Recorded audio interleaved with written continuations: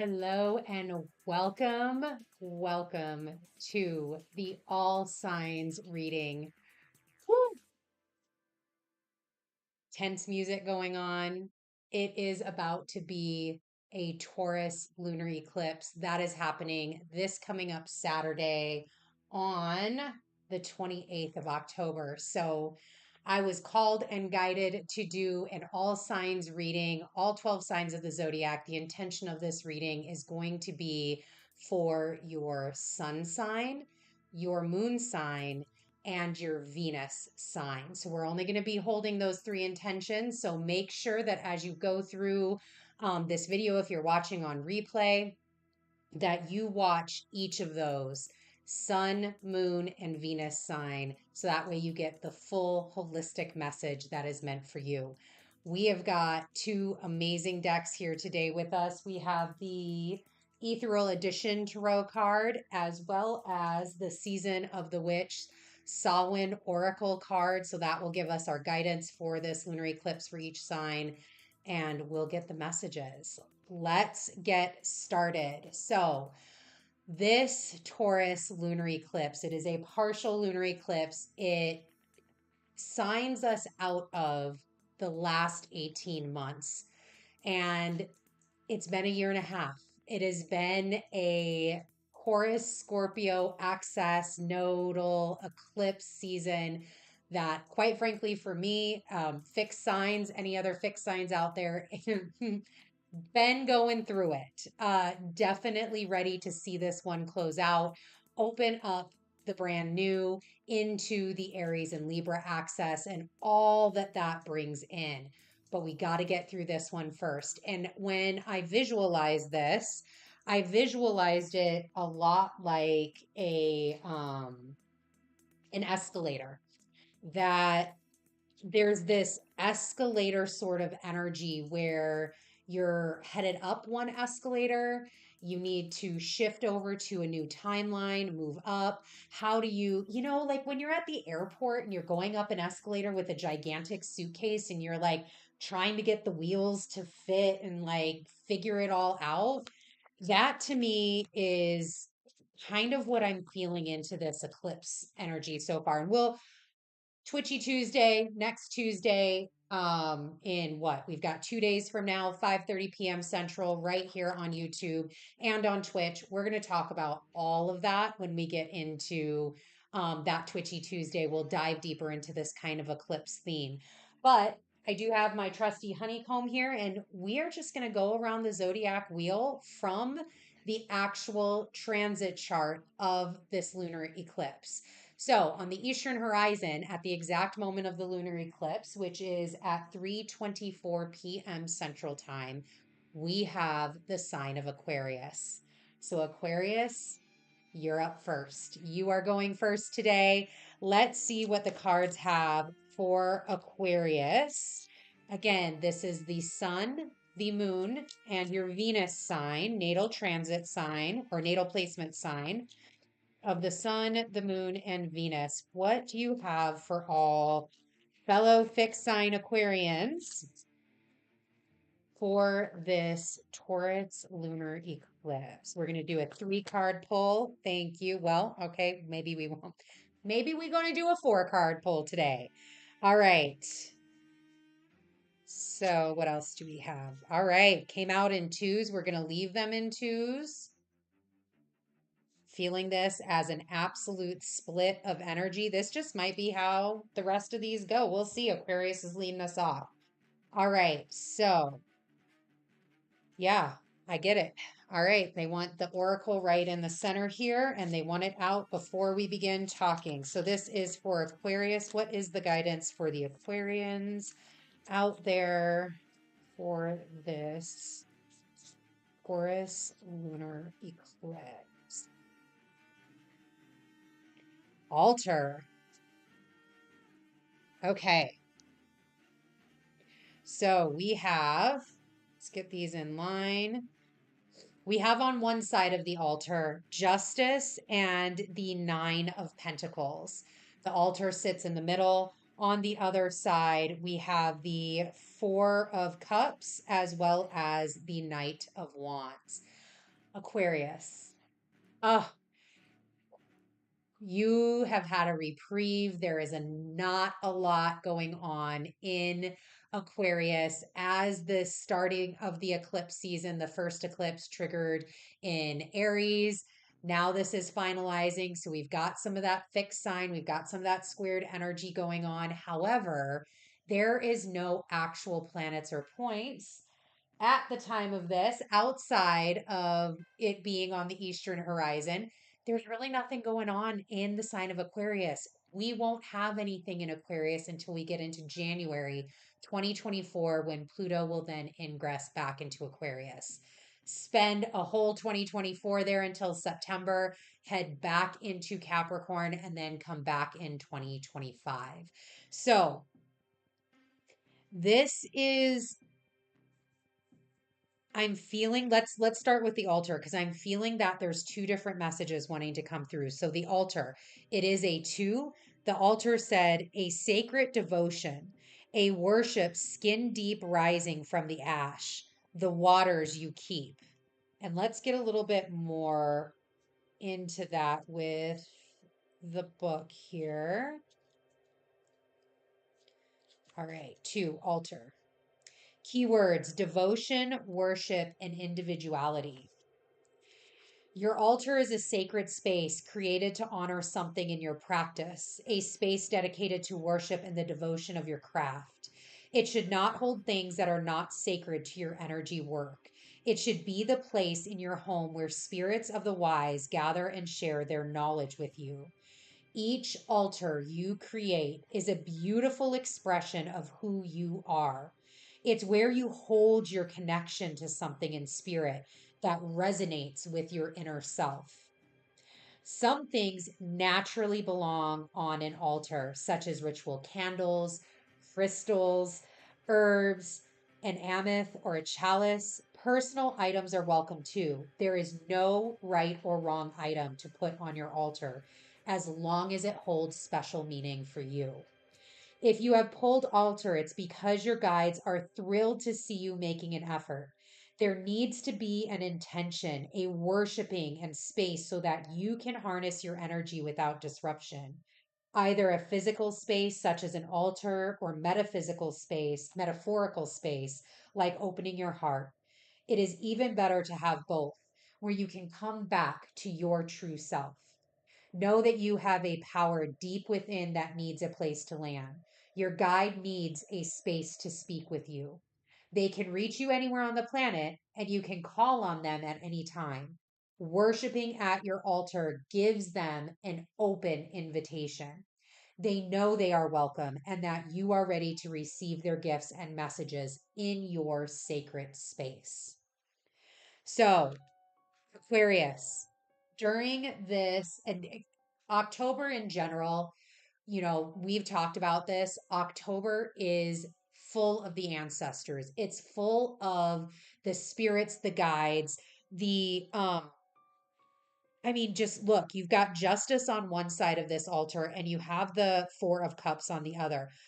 Both higher realm, the 5D, right? Here we have your higher self, your connection to the ethers that, quite frankly, Aquarians are imbued with, right? This connection that they know that we are all working for purpose. We are all connected. We are all doing things for the greater good. And here on both sides of this altar, you have spirit directly speaking to you, whether that's in what you need to balance in your life, whether that's in the lessons and the justice that has occurred over the last 18 months as the Taurus and Scorpio lunar eclipse, the nodes have been there and have been working through that area of your personal chart. Um, there could have been something very pivotal that came out of that you went through this journey. Things always happen in the 5D before they happen in the 3D. You went through this journey. You created and cultivated an awareness Maybe you cultivated this altar space around you, for you, through you, with you. You've created this energy and this, I'm just seeing it as like you're kind of cocooned yourself where you took to heart the things that were needed for your greater and highest good.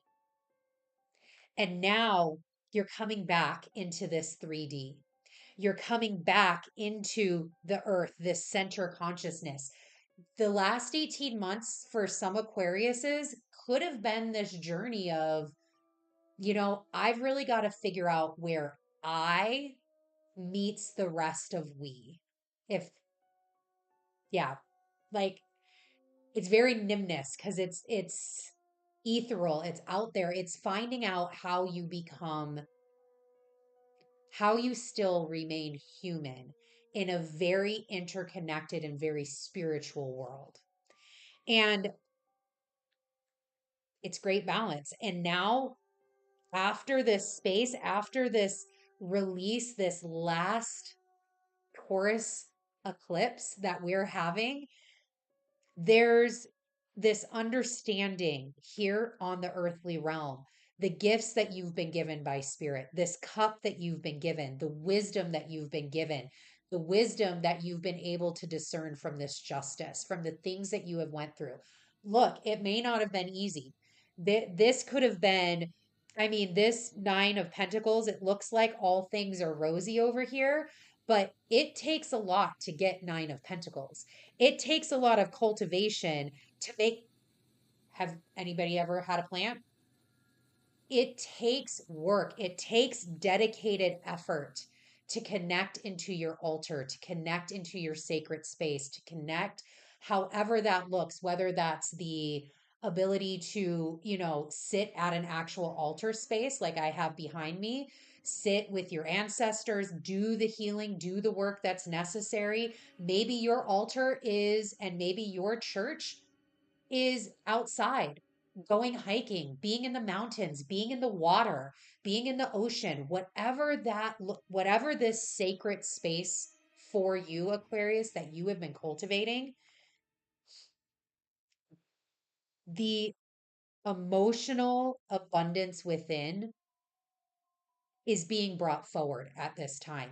You're going to understand more why you chose to do the rituals that you do, why you chose to cultivate this beautiful 9 of Pentacles that you chose to cultivate, the life that you've chose to bring forward. You're going to understand why all of the things happened the way that they did.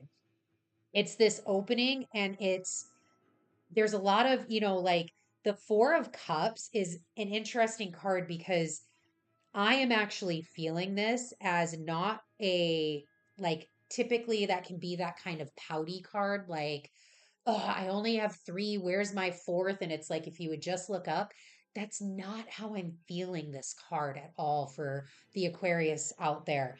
It's more so like this contemplative acceptance, acceptance of all that has come before, acceptance of who you are now, acceptance of the guides that you have, acceptance that Knight of Wands, this is your path forward, regardless. And you aren't just accepting that, you're embracing it to its fullest capacity. You're taking off. Like, this is such that leap of action, that leap of, like, everything is, it's like, go, right? You are being pulled back and shot forward. Take it, move, run. And again, you've got this time frame from the 28th when this lunar eclipse hits all the way until January. I think it's the 22nd when Pluto heads into Aquarius. And for some of us, depending upon your Aquarian placements, again, this is for the sun, the moon, and Venus.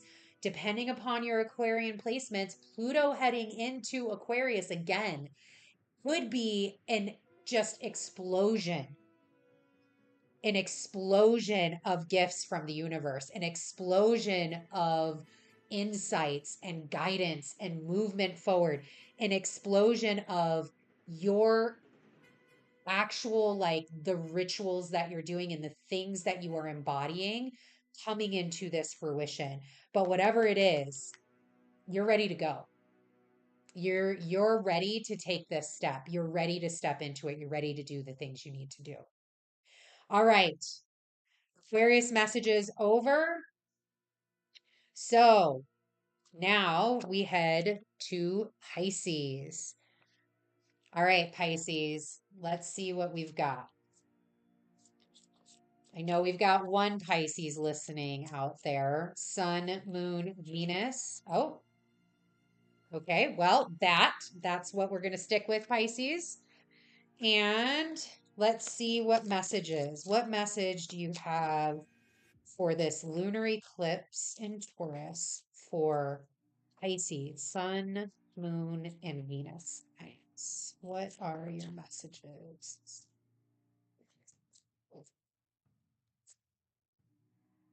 Okay, we've got the King of Swords. We've got, ooh, 10 of Cups. Let's go again, please. Thank you. So not just the King of Swords, but the King of Pentacles. And let's see what, all right, let's see. We got the Four of Swords with it. So let's get these all in a row and in line. Oh, Pisces. Okay. So, bat 6 is the number 6 on this card. Invoke thy power and fear not the hidden. What lurks is coming with undenying change. I'm getting a lot of tower energy from this bat card right here. So Pisces Virgo access. We were just talking about this in a class that I'm taking. And Pisces, one of the lower vibratory energies of Pisces can be this sitting in fear, this fear, moving in the energy of fear, when truly the energy of faith is what Pisces is all about.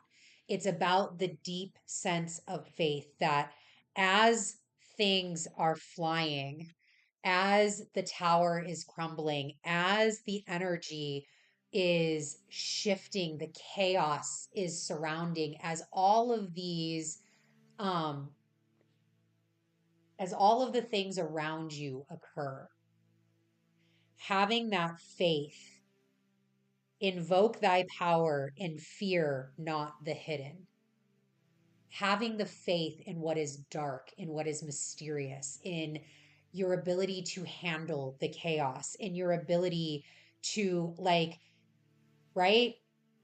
It's the fear, this Four of Swords, and it's the faith, the Ten of Cups, right? It's the fear, the King of Swords, and it's the faith, the King of Pentacles. It's this duality that during this Taurus lunar eclipse, this duality of what things you actually need to be able to stay in that energy space of balance. This is a very balanced reading within that center for you, Pisces, that there's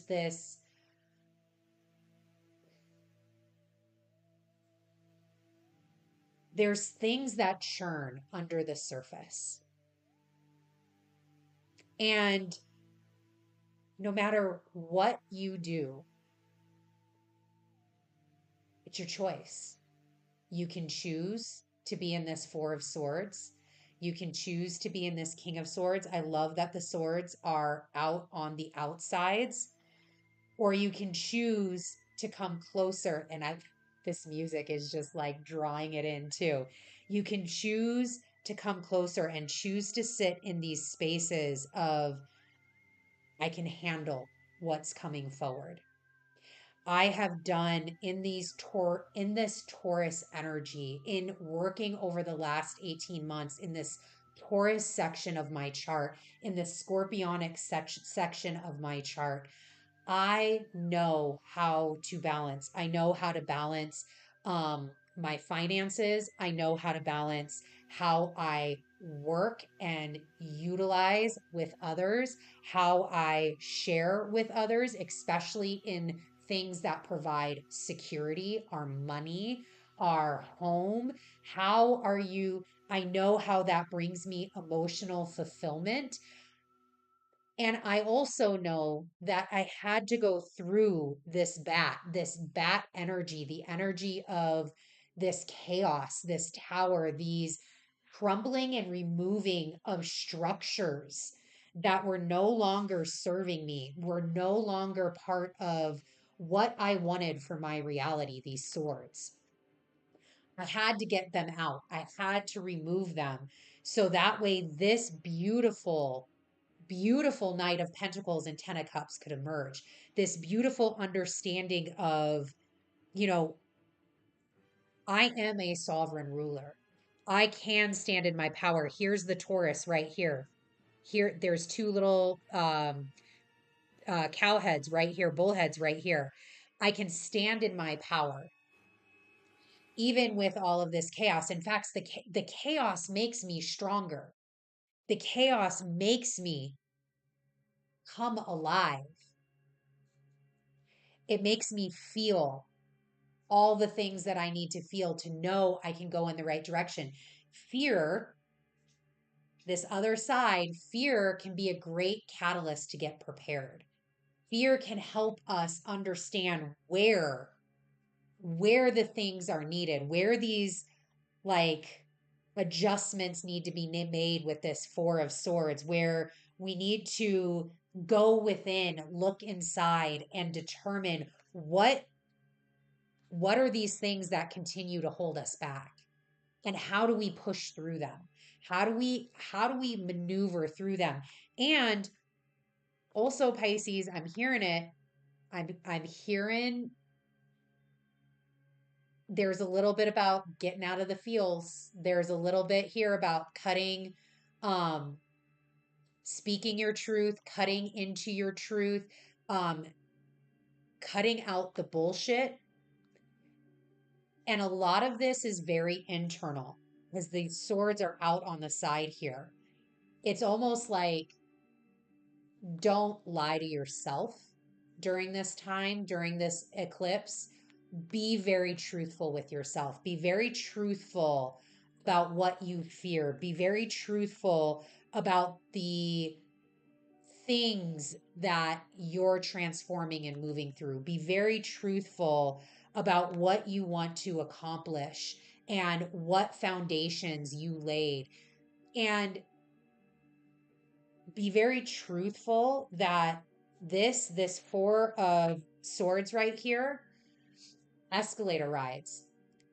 Be very truthful if this timeline still exists for you. Because this could be an old timeline. This could be something you don't need anymore. This is old. This is old thought processes, old paradigms, old timelines, old like programs that you just don't need to run anymore. And it's time to cut that out. Time to get the bullshit done. Because this King of Pentacles and this Ten of Cups, this is where you're at. This, this is what we want to see. This is what we want to continue to move forward with. That's the direction forward. All right, Pisces. Done with Pisces. Let's move on to Aries. Aries sun. Oh, thank you. Aries moon. Thank you. And Aries Venus, please. For this lunar eclipse in Taurus, what messages do you have? All right. Let's see. So Like, this is, I guess, this is just the way we're going to be reading the cards today. Came out. All right. Let's see what type of guidance for Aries we have. Oh, here comes the altar space again. All right, Aries, you as well, connecting deeper. Time to get out of the I and into the we. There's a lot happening in Aries. Like at the time, I've got my trusty honey come over here. So at the time of this moon, obviously the nodes are already in Aries. That is the north node, what we're moving into, where we're headed, kind of the mouth of the dragon moving forward. We also have Chiron, who's still retrograde in Aries, almost right at the center, 16 degrees, 54 minutes of Aries. And there's a lot here because this is what, we're finalizing out the Taurus and Scorpio axis that we've been in for the last 18 months with these eclipses. But Aries is really the star of the show that's coming up, right? That's where we're headed. This is where we're moving towards. We're moving towards that Aries and Libra, the I and the we. And for Aries, Sun, Moon, Venus signs, there is a lot about your prosperity, your gifts, your integration, your like they're giving me all these words of like just that expansion. Your explosion is a word that they're giving me. Like, where's Mars right now, right? Like your explosion into the next escalator ride for yourself is this next timeline for yourself is within connecting to something more than yourself. Look at the cards that flew down. We have the Two of Rods. The Two of Rods doesn't do anything without this globe. This Two of Rods doesn't exist without the oracle that's in its hand. It can't go on its journey. It can't start. It can't ground in without the other, without the ether, without the community, the connection, the spirit realm. It can't move forward. In fact, these like if you look at this rod, I'm going to try and see if I can bring this nice and close. This rod right here, that's a bracket. Now, this rod's being held in his hand. So here's what I'm trying to make. The point I'm trying to make with showing you that, Aries, is this rod can't even stand on its own without help. It's got a bracket. This rod can't stand on its own without help. It's got his hand. Look at this eight of Pentacles. This person didn't get to be creating all of these pentacles alone. Somebody had to teach him. Somebody had to sit him down and help him perfect his craft. Help him know that this is what he could do. Give him the encouragement, give him the lessons, give him the failures that were needed in order for these eight pentacles to actually come alive.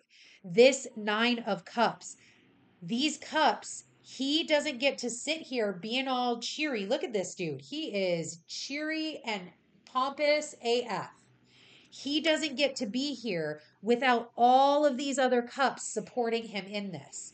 This Knight of Pentacles, this knight isn't a knight without his trusty steed.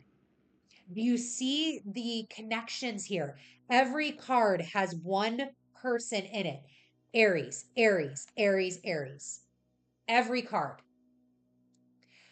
Every card also is supported by something that is outside of Aries. These rods, this globe, these pentacles, these cups, this horse, this pentacle. It can't get any more clear than that, Aries. This altar says it all. Everything that you want. your new adventure, your money, your emotional fortitude, your being able to go. I'm getting full body goosebumps. Being able to go on campaign, being able to go and do the things. Look, they're both facing two different ways, these last two cards. One's facing this way, one's facing this way. You have so many escalators that you can take going into this next season, this next eclipse cycle. So we're talking from now, Aries, until where I think March. When's our eclipses next year? Let's just take a look. Let's just actually get dates for you, Aries. March 25th and April 8th. Those are the next two pairs. You've got all this space and time. You've got all of these escalators that you can get to, Aries. All of them. You can do whatever you want. You got all these options for all the things that you need to do. You could go this way, you could go that way. None of it happens without connections to others.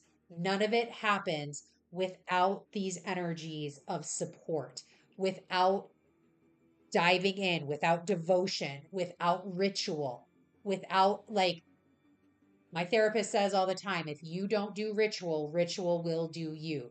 So unless you want to be like galloping off wherever and you want to be on whatever journey you want to be on and you just want to be out there and all of this just is wherever, then go at it alone. But taking the time to get in line, to get your ritual, get your devotion down, listen to spirit, find your support, find what you need, and ask for help where you need to. It all just opens up. Everything is possible, Aries. All right, that's it for that, Aries. And now we head to the star of the show, Taurus. Taurus, Sun, Moon, and Venus sign. And look, all of the cards want to come out because, oh, there we go. King of Swords. All right. What messages do we have for Taurus? We've got some similar cards coming out, I see. What messages do we have? And I'm going to get one more, actually, just because Taurus is the star of the show this week. All right, and let's get the oracle. What message, what guidance do you have for Taurus, Sun, Moon, and Venus for this Taurus lunar eclipse? All right. We have the coming of winter. It comes in lullabies deep within your mirrored flesh. Alas, it is time to lay your quivering chest upon winter's coming. Ooh, Taurus. It's time to surrender. I am hearing that loud and clear. Look at death. Look at the hanged man. We've got King of Swords. Oh, nope. They want that. They want the Five of Cups. And I typically do not read reversals. They want this absolutely upside down. They want it in the reverse state because there is some surrendering that is needed. Absolute. So, if you watched when this card came out a little bit ago, I talked about that card for that particular sign had a very different energy. This is morose. These two here, I'm actually going to put it like this because yep, there we go. This is morose. This is, um, this is loss. This is grief. This is the energy of transition. It's the energy of um, initiation.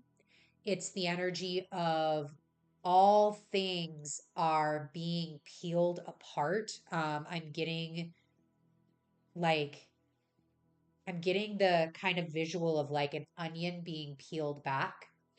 And there's so much underneath Taurus. There's so much that is, it's very like there's such a scorpionic theme to it, right? We'll be in Scorpio season. We're headed into Scorpio season tomorrow. The Taurus Scorpio axis, I mean, it's the roots and the rose.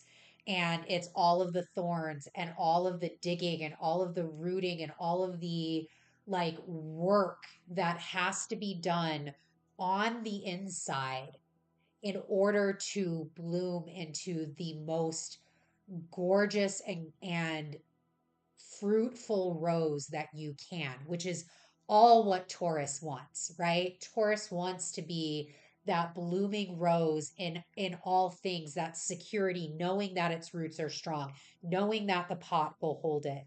And right now, Taurus, that may not be where your energy is at. You may not feel that sense of security right now.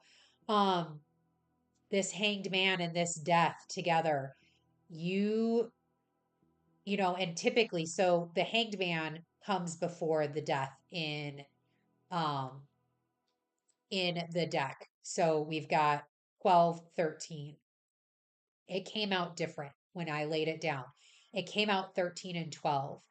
And I that to me is significant because it feels like, and here's your rose right here, by the way. It feels like whatever this death occurred, whatever was released over the last 18 months, whatever was put to rest, is what I'm hearing over the last 18 months as this eclipse season has been transiting this sign for you. And then it's opposite that south node in Scorpio. Um, you may not have had a good handle on it. You may not have had um, you may have been dropped. Like I'm seeing this 5 of cups in this reverse. You may have been dropped into this scene, right? Like you were turned upside down on your head. You're this, all of this water, all of these, look, the cups were already spilled. Typically, when you read this card this way, right? Like, yeah, you're kind of sad that you've got these 3 cups spilled, but if you just turned around, there was 2 more cups available to you. Huh, not reverse. All of your shit is gone. All of the things got spilled out. And you got, like, look at this scene here. Look at this scene that comes upon death, right? You've got the Pope here, you've got like the woman, the child, and this horse. The horse of death is like just trampling all over. It feels very much like you were dropped right into this. And there might not have been an ability to prepare. There might not have been an ability to take it all in. It might have been very chaotic for you. And now, now that we're through, now that this comes to the end, now that we're transitioning to winter, we're transitioning to this knowing that things are coming to an end, whatever finality that is, Taurus. You're in a space now, and if you're not there, if you can get into a space of complete surrender, complete surrender into the coming of winter, complete surrender into what has gone past. Because this has already happened. This has already happened. It started out pretty cutting. It started out with this King of Swords. It started out with something that was swift. It was no holds bar. It was no bullshit. It took you and turned you upside down. But right now, we're at the end. And right now, if you can surrender, if you can let this rope hold you and just let go, that's your magic. That's the magic. Because at the bottom of this, Even here, she's abundant. She's got wheat. So her harvest was fruitful. There were still things, and that's, okay. Oh, thank you. Thank you. So, Taurus, that's the other message.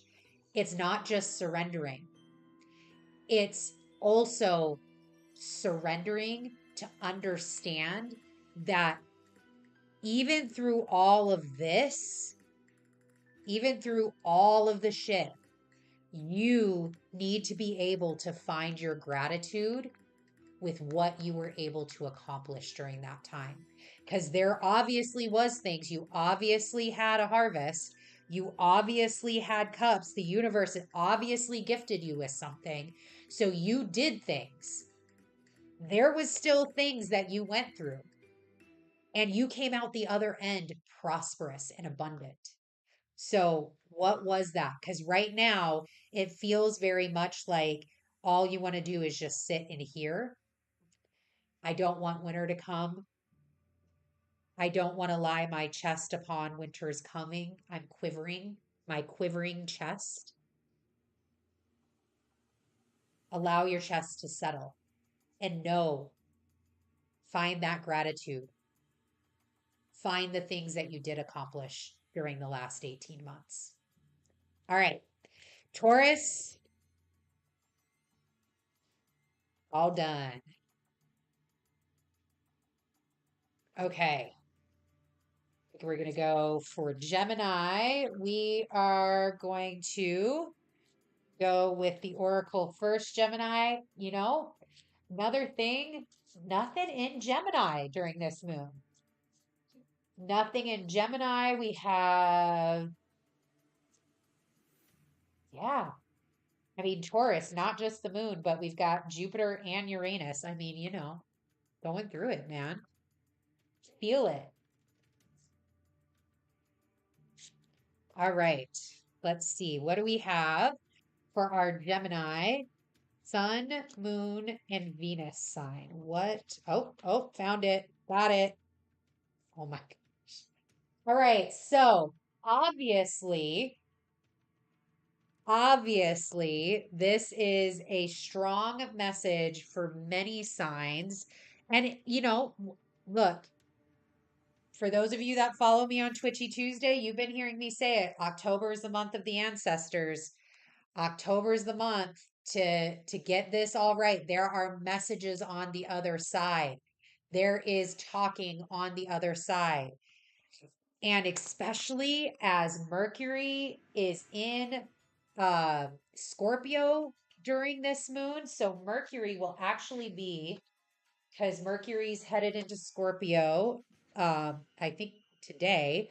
And then Mercury will be at 10 degrees 42 minutes of Scorpio on this lunar eclipse. And a very tight conjunction, not exact, but a very tight conjunction with Mars at 11 degrees 23 minutes. So, Gemini, with Mercury being up there, Mercury being the detective, Mercury digging in and finding the things that are needed. All right, let's just see. Let's just see what comes out. Gemini, what you got? Sun, Moon. Thank you. Sun, Moon, and Venus sign. What messages do you have for Gemini? And one more, please. Thank you. All right. Well, Gemini be popping. So Gemini definitely be popping. Let's look. All right. Temperance. We're going to put temperance under the altar. And yep, that's great. Well, Gemini, look, Gemini rising here. So while this isn't for the rising signs, I'm going to tell you right now, during this eclipse, watch your words, especially with Mars here. Look, you've got the Seven of Wands, you've got the Seven of Swords. You want to talk about fight energy. This is just Mars and Mercury in Scorpio together in the early, like first, just getting into the second decan of Scorpio. Fuck around and find out. That's the energy. You can even hear it. It is cutting. It is no bullshit. You will stand on your ground, you will stand on your laurels, you will stand on your convictions. You even have the 6 of wands here, the 7 of cups, and then you've got temperance sitting underneath this altar. You have got to rectify and balance this out. Whatever whatever the messages are, first off, multiple things coming in. Stop fighting. Stop fighting what you know is right, Gemini. Stop fighting what you know is for you. Stop fighting trying to balance everything, trying to rectify it, trying to dig it. Like Mercury is in Scorpio. Stop digging. Stop going all the it ain't gotta be so down deep, right? It's not sometimes it just is what it is. Sometimes it's just the flow. Sometimes it's as simple as sitting on a horse, taking a stroll through town, looking at all of the celebration, looking at life. Sometimes it's as simple as speaking to the magic of the world. Sometimes it's as simple as tapping into Saturn and Pisces and bringing forth this beautiful picture of the feelings of life. This is your gift, Gemini. Your gift is in communication. Your gift is in that connection of thought to word, right? If you look at this temperance, imagine these cups, thought and word. And how does thought and word ebb and flow? And why are you putting up blocks? Why are you letting Mars put up these blocks as he's in Scorpio? He wants to take cold, decisive action, period, dot. Like cold cutting, fuck the bullshit. No, that's not what we're doing. But you kind of know better. You kind of know better. You've been getting messages, Gemini. This altar space, this ritual, this connection that you have, this connection that you've got up here, that with temperance here too. I don't know if you saw the other signs, but the other sign that came with the altar also came with these ethereal 5D messages.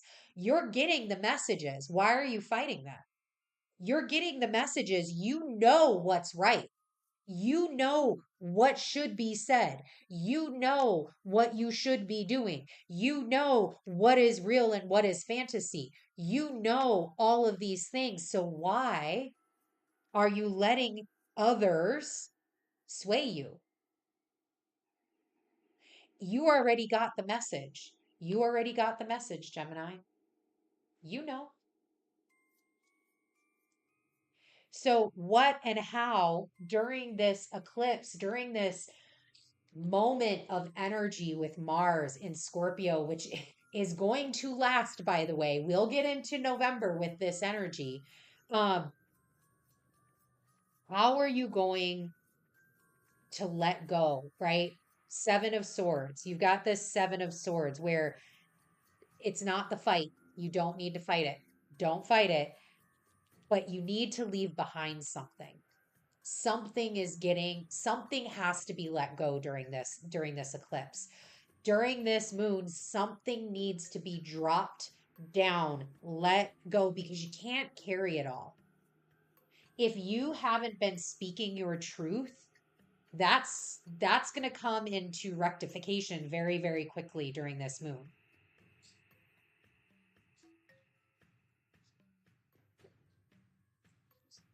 It's going to come to the head. And what you're missing, because I'm missing it even talking about it. right? So this is where you have got to stop being all up this space, which is exactly where I went. You're missing what is over on this side. Look at all of this. Look at what is there. You have the Six of Wands. The Six of Wands. Everything to do with celebrating your favorite person, Gemini, you. Celebrating you, finding connections, finding like minds, like individuals, finding things that you're excited about, finding things that you want to take forward with you. Look at this Seven of Cups, finding beauty. This reminds me of like an orchestra. Like here he is. I love that, like he is super in shadow. Because again, this is also like, it's almost like the projection. Like I'm seeing it very much like Fantasia, right? Like it's this beautiful fantasy world where you just get to play, you get to create, you get to do all of the amazing things, Gemini, that you love to do. Love all of this. But look, we were so focused here, these things couldn't be seen. So what is this is the altar as well as with temperance. What's being veiled? What is being veiled? Because this to me is very much like what's Neptune doing in Pisces? What is this veil happening over here? And how can you find this? How can you use temperance to bring your energy back down? Bring the like the 1 foot in the water, 1 foot on the ground. How do you ground yourself to get to all of what is veiled, all of this goodness, all of this fun, and not be so much in this warring energy right here? All right, Gemini. Woo. Let's put that back. We are headed to Cancer now. All right, Cancer, let's see what you have going on. This is going to be for Cancer Sun, Cancer Moon, and Cancer Venus. Thank you, Tattoo Destroyer, for joining in. I see your comments. Hopefully, those were lots of W's like, whoa, yes. And we've got Virgo diving into the practicality, analytical prowess, and attention to, I'm going to go with detail. Absolutely. Thank you for joining in. We are on Cancer. What do you got? Ooh, All Hallows Eve, Cancer. Hello. Call upon the voices that stir your senses through the night. Cast an unforgiven howl as you stomp your might through the ground. Ooh, Cancer. Let's see what tarot wants to come out. Cancer, I'm getting the message right away with this All Hallows Eve. If you ain't been sleeping, we with ya. Just hold on. Sleep will be coming. Oh, there we go. No, yeah, okay. Sleep will be coming. There's been a lot of uh, interruptions I'm hearing. All right, let's go this way. All right, Cancer, they want a square. That's what we're going to give them. Let's see what comes out for Cancer. So we have the Eight of Pentacles. We have the Three of Swords. We have the Seven of Swords. We have the Chariot right underneath All Hallows Eve. And we have the Five of Wands. So there is, again, a lot of that conflict energy right now. Conflicting priorities is what I'm hearing. There's a conflicting um, So, Cancer, from the home front, right? From the things, because this is that Taurus, this is where you get your security, your home. There could be conflicting energies in your home that you need to rectify. You need to, like, by All Hallows Eve, you need to settle the spirits in your home. That could be a message out there for somebody. I'm hearing it too, like with this chariot underneath here, um, that there's this need to step in to your chariot, step into your power, step into your ethereal. Like it talks about here, cast an unforgiven howl as you stomp your might through the ground.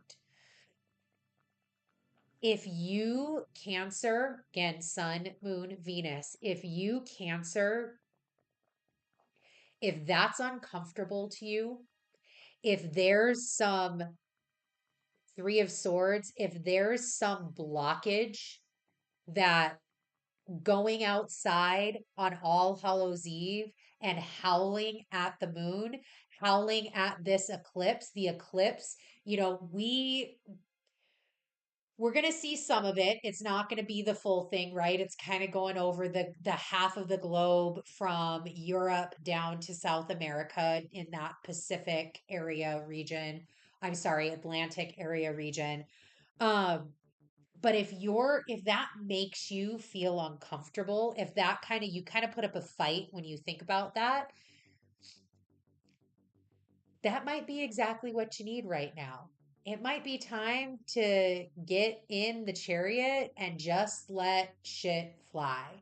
Just let things land the way that they land. Let this, let the swords be as they may. Let the fighting just walk away. Get in, go, walk off. Let that insecurity go. You've worked, and I'm hearing this as you've worked this Eight of Pentacles, you've worked through during this Taurus, because again, this is the past 18 months. We're at an ending point. Cancer, you have worked through a lot of this. Now it's time to put your money where your mouth is. Now it's time to actually do the things that you said you have worked through. You said you have left behind and have carried forward. These are swords. You said something. You need to now stand in your integrity. You need to now actually become who you say that you are, what your values are. You need to stand up for that because there's a fight coming if it's not already here. And it's a fight not only with self and rectifying these energies within you, but also with others. This is your home. This is your castle that you've built. You have built you. You have worked too fucking hard to let this be the end of your story. But you need to be prepared. Look, this chariot is a warrior. You have armored yourself with everything that you need, Cancer, to make this just pass with ease. Ease and grace. I didn't say it's going to be easy. It's not easy. It passes with ease. It's not as tumultuous as it used to be. Maybe it's more here than it is here. But you have all the tools that you need to get through this. Rectify. So I'm a huge fan, Cancer. I'm a huge fan of Andy Frisella, 75 Hard. Love all of that. And I just hear Andy in my head saying, it's rectifying the bitch. Get the bitch out. Like, get the bitch out of you. That's what this is sensing me. You've worked really hard at that. You know, you've cut a lot of things out of your life. You've done all the things that you need to do. Now it's time to take that energy forward, but don't think that you aren't going to run into other tests of the heart, other tests with the community around you, maybe your friends.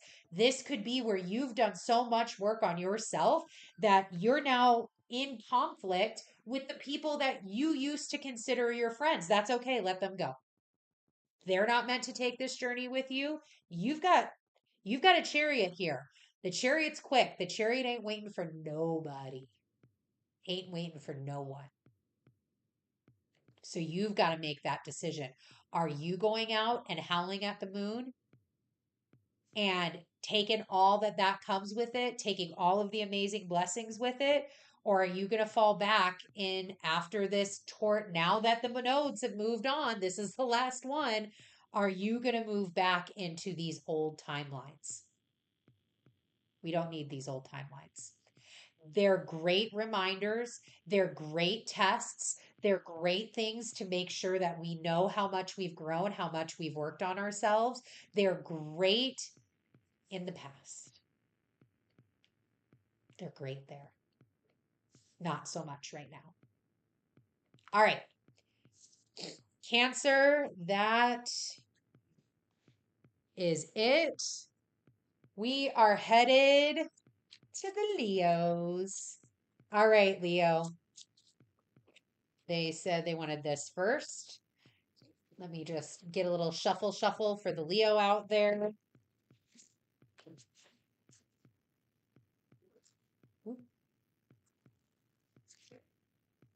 All right, here we go. Leo, Sun, Moon, Venus. What do we have as the messages for this Taurus lunar eclipse? Thank you. Ooh-wee. All right, Leo. All right. Oh, hold please. There's one more. There it is. All right.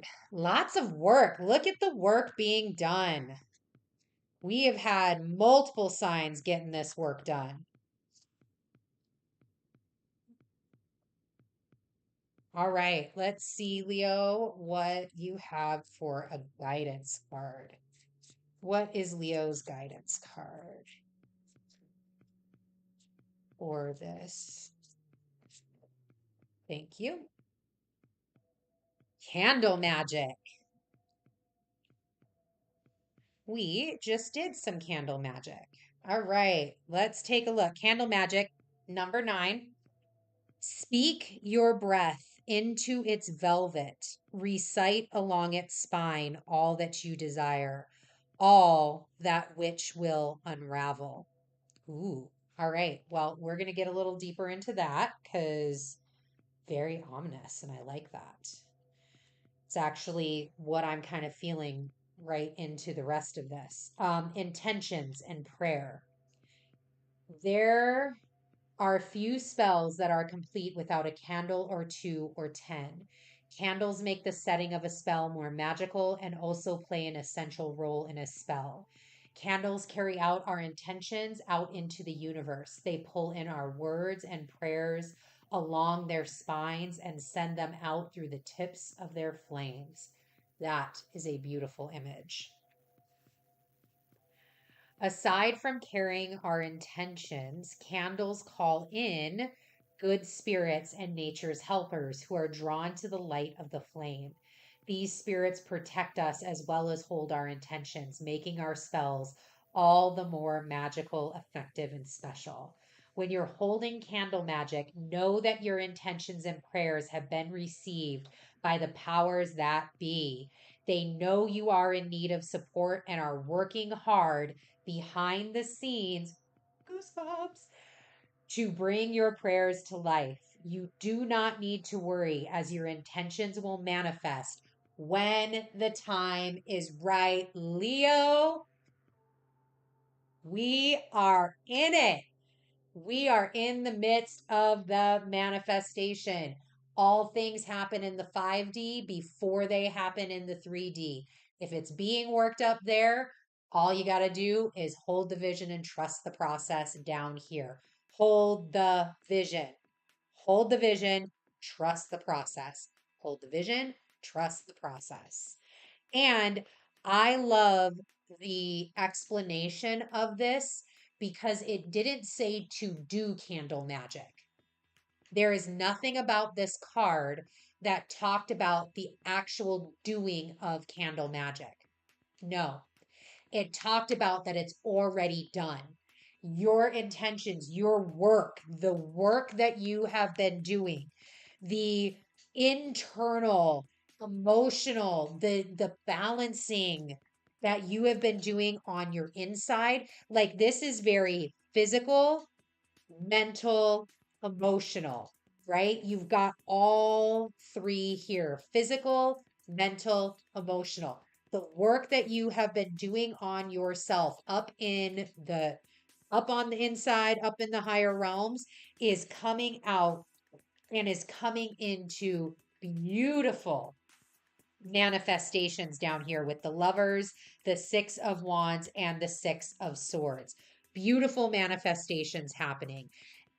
Again, the reason why I loved that this didn't talk about doing candle magic, but the fact that it has been done is because, and this is for all signs, this is a message for all signs. Eclipses are not the time to do magic.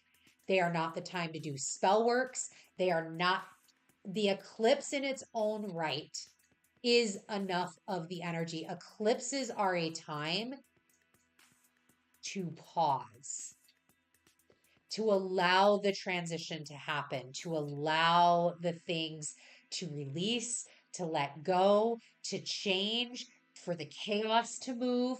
You don't want to be doing magic that is opening up in a environment that is not conducive for that, right? Eclipse is not the container to do magic in. It's not the container to leave your crystals outside in. It's not the container to charge water in. It's not those containers. Now, there are practices, practitioners that absolutely can do things during the eclipse season. You need to know self. You need to know your authority. You need to know your what you are capable of, and channeling that energy, channeling that magic. You've got to know. You got to know. You've got to have these things in line. If that's not where you are, that's okay. Believe me, you just being during an eclipse is enough. Cozy clothes, fuzzy socks, fire in the fireplace, beverage in hand on the couch. That's enough. That's all you need. Because the eclipse magic is working regardless. It's already doing its things. It doesn't need additional assistance. All right. So, love that the candle magic's already done. We are already manifesting our higher self, our Aries, thank you, our ancestors, all of that. It is being worked on for us. We ain't got to worry about it, Leo. Look, we done. We can sit back. We can enjoy. Because what's coming in after that, November, December, I'm even going to throw it into January, because when Pluto gets into Aquarius, first of all, fixed signs. Woo! Look, it's the last eclipse. They're in a fixed sign. We have until January, when Pluto gets into Aquarius, where fixed signs get a little bit of a reprieve. We get a breather. And that's when things can come in. It's this last official squeeze before the energy releases. We can bring things in. So look at what's coming up. We got the lovers. We've got like full marriage, full accumulation, full conjoining, full blessings in the unity of self, this unity up top, the unity of your purpose, your destiny path, coming in and celebrating that with this 6 of Rods, celebrating who you are, celebrating your journey forward. Because look, excuse me, everything is facing forward. Everything is facing forward in this whole deck. We've got everybody going that way. We're moving. Look, we've done us fixed signs. We done a whole shit ton. There has been movement. So it's time to go now. It's time to move forward. It's time to go on this journey. It's time to um marry that. Marry all of this energy, all of the things that you've been doing and working on, and the magic that you have been creating, the things you're marrying it into your future. And the other thing, look, we know this. I love that these two six, because there's such a duality here. We know if we've been doing the work, Leo, we know it is all how we choose to see this journey. We can see it as woe is me. This is a challenge. This is hard. I've got holes in my boat. Fuck it. This sucks. Or we can see it as a celebration. I get to go on another journey. I get to be in this boat. I get to make another change. I get to continue. It's in this marriage of these energies, this marriage of self, of your whole cohesive self, that you just know, like, no matter if this is the reality right now, no matter if it is a little challenging, fuck it. It's a reason to celebrate, because what's on the other side of this, Leo, is it. It's it. It's it. Go through it. Like, welcome. Yes, I will get in that river. I will gladly row down this river, because I know what comes on the other side of that. I know what I'm worth. I know my value. I know what I'm making. I know what I'm creating. I know what I can do. I know how sovereign I am. I know the magic that's inside of me. I know. We're good. Let's get it done, Leo. That's it for Leo. All right. Next up, Virgo. And we have Venus in Virgo, Juno in Virgo. Love a good Venus. I am a natal Venus in Virgo. I love a good Venus in Virgo. This is one of the placements for this. Venus, the ruler of this eclipse. Let's see what she has to say for Virgo, Sun, Moon, and Venus. What is your guidance? Oh, well, we're going to do two, because that's what was needed. More altar work. Yes, thank you. Definitely. And rooted. All right, let's see what messages come out for the tarot. All right, rooted is 34. May you never tear the living ritual that is magic bird within the roots of your being, the soil of your soul. May you never tear the living ritual that is magic merged within the roots of your being, the soil of your soul. That is, we're gonna have to get more on that. That is deep. That is absolutely deep. All right. Let's see. What do we have for Virgo? What is the message for Virgo? Look, they're like, okay, there we go. Thank you very much.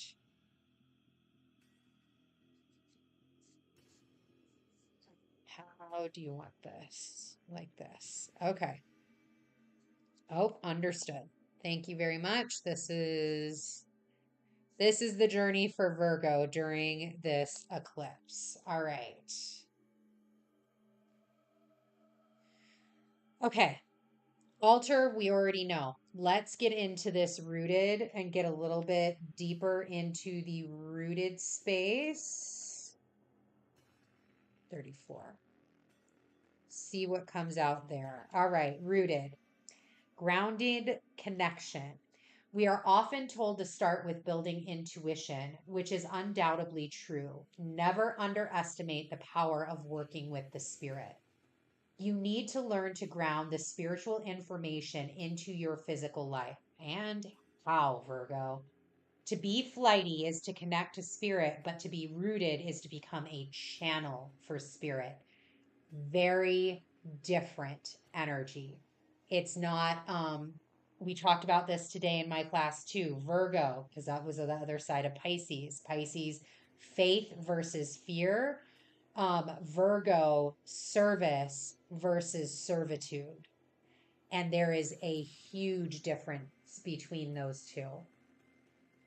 To be, let's see, you become a vessel that allows the divine intelligence to spread its wisdom here on earth. A more familiar word is manifestation. Being grounded is about being present and aware of how things make you feel. You have to feel into your body.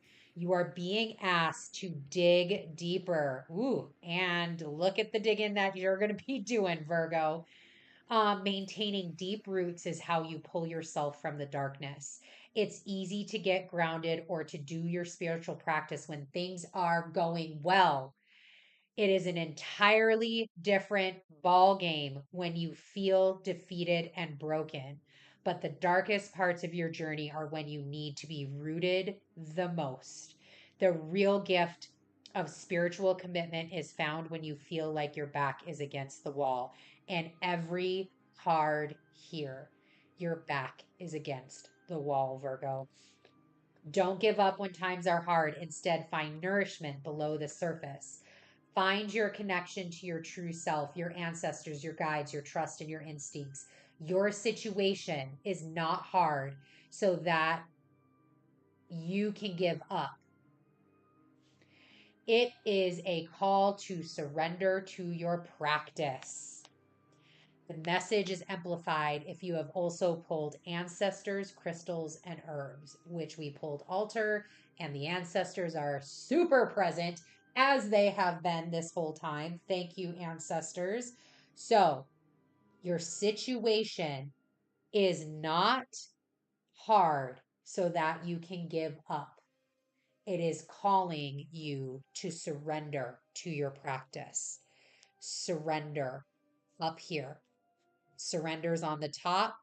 Surrender to your practices, surrender to your altar space, surrender to your devotion, surrender to it all. Because down here on earth, woo, it's a cold winter. Cold winter with that Five of Pentacles right there, the Three of Hearts, and up top we've got the Two of Swords and the Ten of Rods. Virgo. Virgo. Man. All right. Well, there's a lot that is in the surrender realm for sure. That was such a powerful message. This Two of Swords asks you to do nothing but surrender.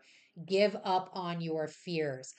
Stop carrying the weight of everyone else. Stop carrying the weight of servitude.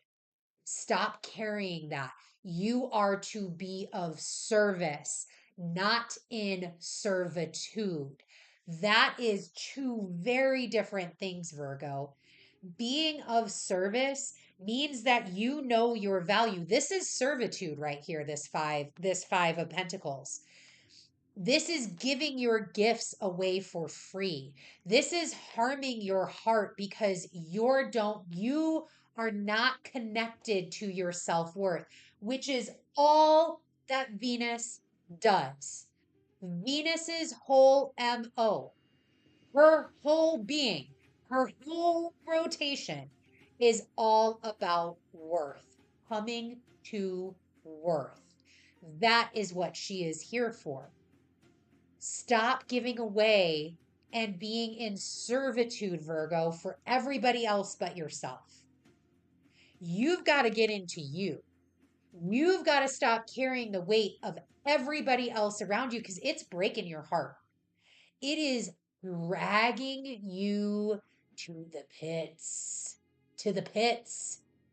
And this, with this Mars and Mercury and Scorpio during this lunar eclipse, this finality point of Venus, Venus now being here, Venus going through what she did in Leo, Venus owning this Taurus and Scorpio cycle. Venus has had fucking enough.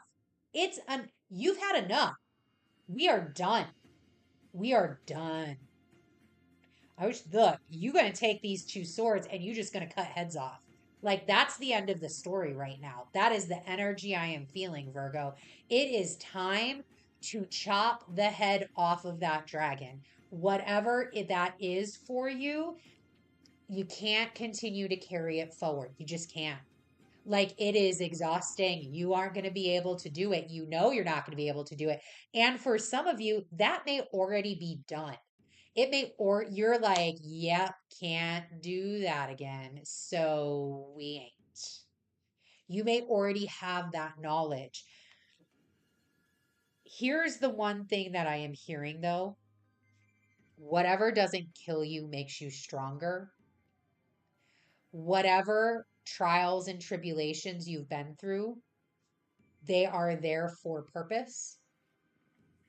It's time to find that purpose and it's time to turn that into purpose. It's time to, there is a vibration that is needed, Virgo, one level higher. This is the escalator for you. You have got to take that conscious decision to get off of this escalator and onto the next one, onto this rooted, onto the connected to spirit, connected to your devotion, connected to your daily rituals and habits, which Virgo, quite frankly, you should love. That should be like the best thing for you because that's what you're all about. But you got to stop doing it for everybody but you. That's what this eclipse is all about. You cannot provide your own security. You cannot work on your own self worth if you are doing it for others. Gotta fill your cup first. Gotta fill your cup first, Virgo. All right. Hey, baby girl, this is Kepler, everyone. Um, totally sure she has Virgo placements. She is very like things have to be done the exact same way all the time. Pretty sure she has Virgo placements. All right, Virgo, that was it. We are going to take a short break. I am going to get her out of here so she can use the restroom. I'm going to take a drink of water. So we will be right back to go through. We've got Libra, Scorpio, Sagittarius, and Capricorn coming right up.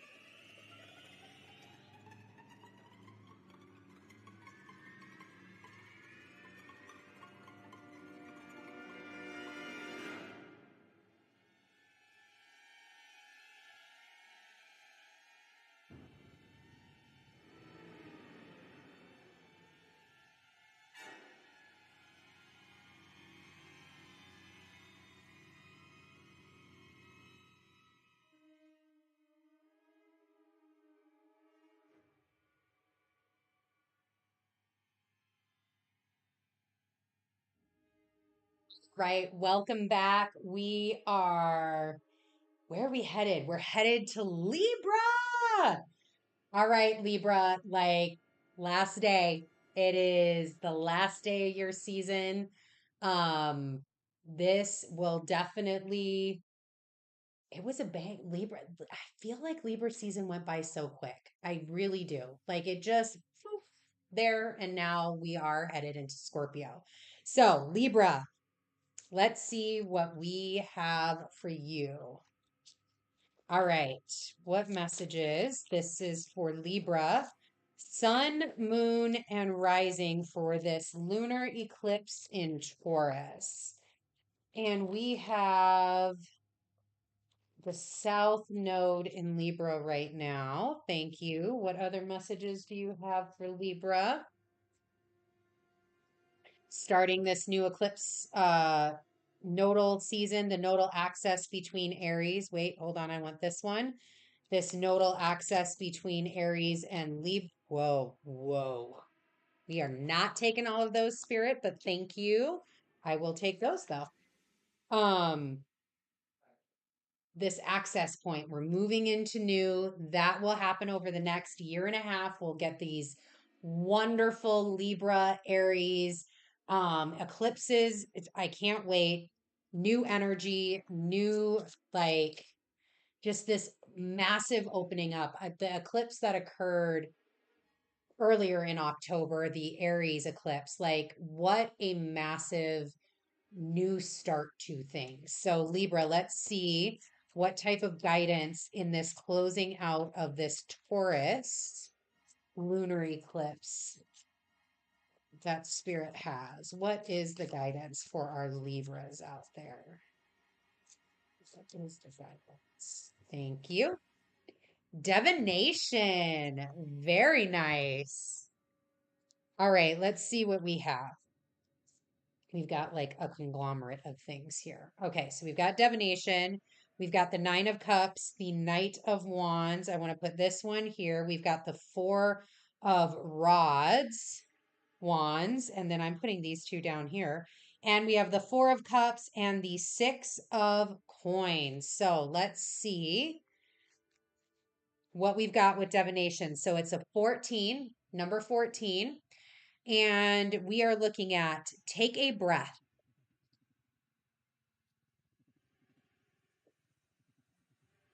Take it twice. Insightful reflections are guided by light. That's very beautiful. Let's get a little bit deeper into divination, guidance, reflection, and insight. Cards, tea leaves, coffee, clouds, candlelight, flowers. It says dozen, there are umpteen ways to embrace the art of divination. A practice used to seek guidance from the divine and part of a witch's toolkit for centuries. It is a beautiful practice that can help you see beyond what is immediately in front of you. It can show you hidden dangers and gifts, provide new ideas, and shut down old ones. Divination is a way to seek the advice of the powers that be while also showing hidden dangers and truths. If you have pulled divination, you are being asked to explore your ability to receive guidance from the earth and the divine. Now it's time to go deeper into your practice, and you must learn to trust your own ability to feel your way into messages as well as your ability to interpret them. This card also means there is a need to take more time to reflect, which is a perfect message for this Taurus lunar eclipse. It can be easy to get lost in the day to day without taking time to process everything that you've been through, Libra. You've got massive messages. You've got to practice. You've got to reflect on all that you have gone through this Scorpio and Taurus access, these nodes, these eclipses, the last 18 months. There has been massive shifts, there's been massive movements. You need to take time to reflect on that so that way you can, in the Libra way that you need to, you can come into this next eclipse cycle balanced. You've got to be able to rectify and close. So, something as simple as pulling a single card every day, either in the morning or evening, can help you make sense of the events around you. It can help you to see things that you overlooked or consider something that you would have never otherwise. So, divination forms, automatic writing, bone reading, candle reading, dreams, flower and herb divination, numerology, palmistry, runes, scrying, all beautiful forms that you have at your disposal for you, Libra. Um, excuse me. Okay. So, Libra, what I heard when it was talking about divination in that first paragraph was like hold on, I'm going to go back to it because I don't want to get it wrong. 14. That's, I don't want to get it wrong. That's exactly what it was talking about. All right. So, what I heard was for some Libras, they have already, for some of you, you might have already been on this divination journey. See, I didn't need it. Look, I'm going right there, Libra. Libra moon here. This is also talking to me. You have been on this journey over the last 18 months. That's Taurus and Scorpio, right? We're coming out of that. But you've been on this journey this last 18 months in um deepening your divination practice, in act like getting really into your intuitive power, getting very in tuned with the messages, what you hear, how you go about your day to day, the readings that you do, whatever that looks like, energy readings, maybe it's Reiki, it could be any form of those divination tools that are available. For some Libras, you have already been in that work, and it's been very emotionally fulfilling. It's been like you're just trusting yourself more. Like that's all I can hear right now is you are just trusting yourself so much. You're trusting yourself to take on the next steps. You're trusting yourself to, like, I love that the 4 of Wands is here. You're trusting yourself that you know which steps and which direction to take at all times. And it's bringing you the highest amount of fruitfulness that is possible, like emotional fulfillment. And you are joined, like you're balanced, you're connected, you're ingrained, you're like, there's such an amazing moment where you are so grounded, Libra, in who you are that you can fly. You can soar. You can move forward. You can take on everything. You not only get to be the one that earns, but the one that is able to provide. You not only get to be the one that connects, but the one that can receive. Like these are the gifts, Libra, that you are bringing in to this next eclipse cycle. But it all begins with your knowing. This is a timeline that is open to, this is the escalator, Libra, that you have, that I even feel that a lot of you are on. You got on. It's just about ready to go up. All of this is about ready to just elevate and go. You are on that eclipse. For some of you, if you are standing at that eclipse, join us. Get the fuck on. Well, my bag's too big. Leave the bag. Leave the bag. You don't need the bag. You don't need it. You don't need all the doubt. You don't need all the worry. You don't need all the fear. You don't need that bag. Boo, put your bag down.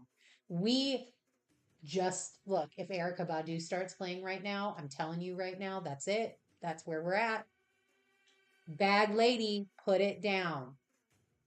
So this is what's available. This is what's available during this eclipse. This absolute skyrocket of an escalator, Libra, for you. You put the bag down. Make sure you're on this escalator because this ain't going nowhere but up. It ain't going nowhere but absolute enjoyment. It is going to be a wild ass ride. Hopefully you like roller coasters because we are going to move. It is going to be this absolute unity and marriage of everything that you've ever wanted. You're going to be receiving gifts. You're going to be able to give those gifts to others. You're going to be able to take that connection and change people's lives. That's what it's all about. That's what it's this Aries Libra access. It's about you being the channel to change other people's lives.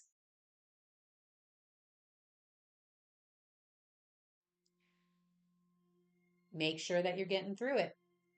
Make sure you're dropping your bag. Make sure you're on the escalator because it's time. It is time, Libra. Time. All right, Libra, that is it. We got lots of energy in Scorpio. I cannot wait for this one. Let's see what Scorpio has to say. So remember, we have, I think Sirius is there. We've got Mars, Mercury, the Sun. Whew. That conjunction, that Mars Mercury conjunction. All right, Scorpio, Sun, Moon, Venus. What is the guidance? What is the guidance that you have for our Scorpios out there? All good things happen in Scorpio season. I'm telling you right now. Love Scorpio energy. Woo! Woo! Scorpio, seduction. If that is not that signature right there that we needed to see, 35. Hear the roaring flames with the masterful trance that calls upon heaving chest. Give in to its alluring grip, if you please, but heed my warning, the claws that draw blood without mercy. Woo! Wow, full goosebumps. Let's see what pops out of the tarot before I don't even know if I need to read anything because that is a profound statement right there. What do we have for our Scorpio friends? Thank you. All right, I feel like there was one that folded. Nope, okay. There is it's so loud right now. It's like flip over this card. Make sure you read the back of the deck. Blah, blah. Like there is Scorpio, there's a lot happening right now for you. All right. Queen of Pentacles. We have the Five of Swords. We have the Ace of Cups. We have the Strength and we have the Hanged Man. Very nice, Scorpio. So, we're going to start at your foundation. We're going to start inside. We're going to start digging down.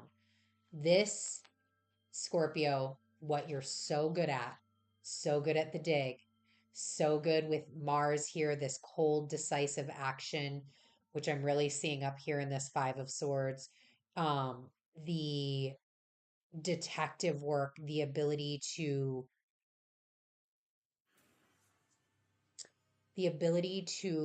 understand like this deepness that you have, Scorpio. And again, we've got to acknowledge this is the last eclipse for you as well, being on the Taurus Scorpio axis. So this is that finality for you as well. Now, the node's already left. The south node's already left. So it's done its work here.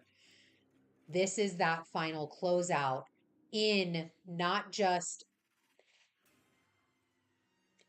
Taurus and Scorpio is a lot about like your security, your things that you need, and then how you share the things that you need with others. Like that's that kind of duality and balance here.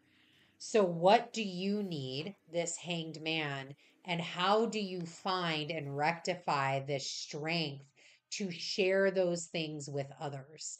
The strength to open yourself up, the strength to not get caught in the seduction of Scorpio, the seduction of like, well, I can manipulate, I can play, I can seduce, and I can make you do the things that I want to do. I can make you come and share the things that I want you to share, not the things that you need to share or that you're willing to share, but the things that I want you to share. That's the warning. The claws that draw blood without mercy. We have the lion here. This lion, strength, she tames the lion. Strength tames the lion.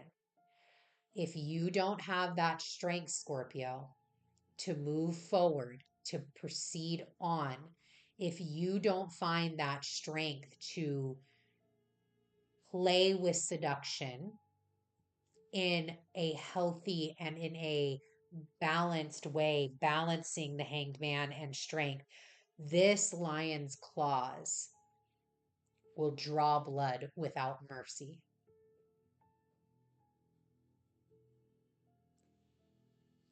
Look, I'm hearing it. For some, that might be really fun. Okay. Depends upon what you're trying to accomplish. Depends upon what's up here, Scorpio.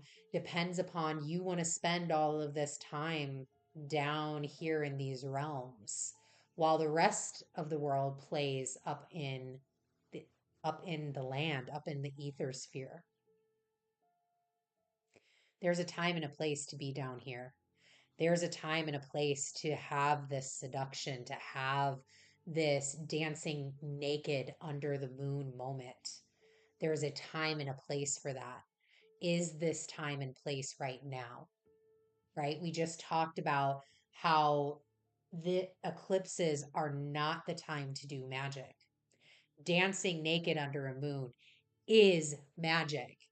It's opening your portals up to the energy. And again, for some, that might be really fun. For some Scorpios, for others, this is where the last 18 months, it will show you what work you have done. It will show you this last eclipse is going to highlight, it's the full moon, but it's shadowed, right? It's a shadowed full moon. One of your favorites. It is going to try to suck you back, Scorpio, it's going to try to seduce you with those claws, it's like the siren song. The siren is just going to come back and try to seduce you back to 18 months ago. Mars and Mercury are going to be like, let's fucking go. Fuck around and find out what I'm going to do. This is going to be great. But do you want to go back there? Do you want to take all of this and throw it away and just leave this seduction out there? Because that's an option. You can throw all of this, you can throw all of that away and just sit and be seduced, Scorpio. Heed my warning. The claws that draw blood without mercy. So, what is available to you? Well, Five of Swords. Victory. Coming through this, victory is available to you. the victory of knowing that you had this seduction here and you chose Hanged Man. You chose a more aligned path. You chose instead to remain in your integrity. You chose instead to remain in your faith. And out of that comes your victory. Out of that comes the things that you let die, the things that you let wither. Roses still need to be pruned, Scorpio. We talked about that in Taurus. Scorpio is the roots of the rose bush. Taurus is the rose itself. Roots have to be pruned. The thorns need to be like sharpened and all of that other stuff. Prune. What else is available? Oh, Queen of Pentacles is available. Hi, Venus. Hi, Venus ruling this moon. Hi, Venus in Virgo. Right where Mercury and right where Mars already was. Doing the work, doing the things necessary. Venus, this Queen of Pentacles, like this card, like she looks like she's not having any fun. I'm not gonna lie, Scorpio. I ain't gonna lie to you. I ain't gonna lie to you at all.